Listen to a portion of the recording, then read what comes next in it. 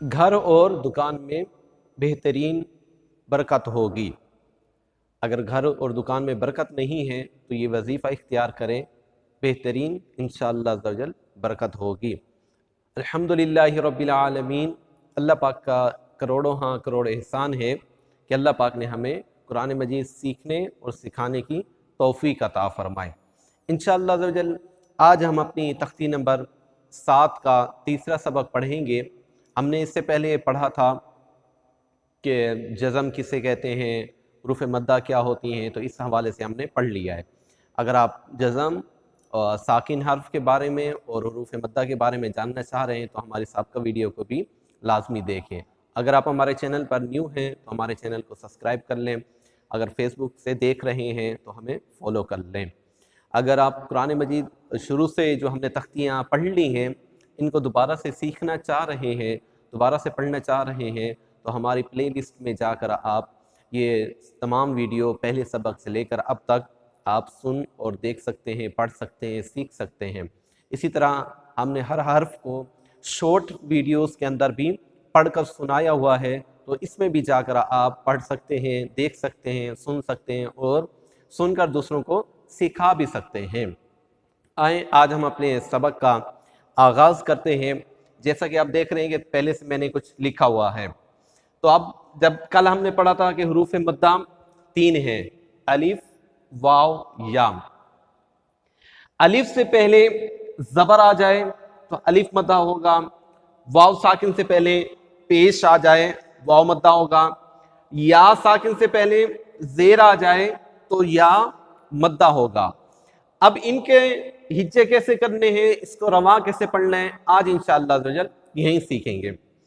ہجے ہم کیسے کریں گے، جیسے کہ ہمیں معلوم ہے کہ سب سے پہلے ہم پہلی تختی میں ہم نے با کو جتنا کھینچا تھا اس اعتبار سے ہم با کو یہاں پہلے کھینچیں گے۔ جیسے با کو ہم نے پہلی تختی میں ایک الف کھینچا تھا تو با کو ہم یہاں پر پہلے ہجے کرتے وقت ایک الف کھینچیں گے۔ با الف کو ہم نے نہیں کھینچا تھا تو الف کو ہم نہیں کھینچیں گے۔ با الف زبر با۔ ہم نے یہ بھی پڑھا تھا کہ حروف مدہ کو ایک الف کھینچ کر پڑھنا ہے، تو ہجے کرنے کے بعد جب ہم اس کو مکمل پڑھیں گے، رواں پڑھیں گے، تو اس کو ہم ایک الف کھینچ کر پڑھیں گے۔ تو اس کو ہم نے پہلے ہجے کیے، پھر جب رواں پڑھا تو ایک الف اس کو ہم نے کھینچ کر پڑھا۔ اب اس کے بعد با کو ایک الف کھینچنا ہے، واو کو 5 الف کھینچنا ہے۔ با واو پیش بو، با یا زیر بی، ایک الف ان کو ہم نے کھینچ کر پڑھنا ہے۔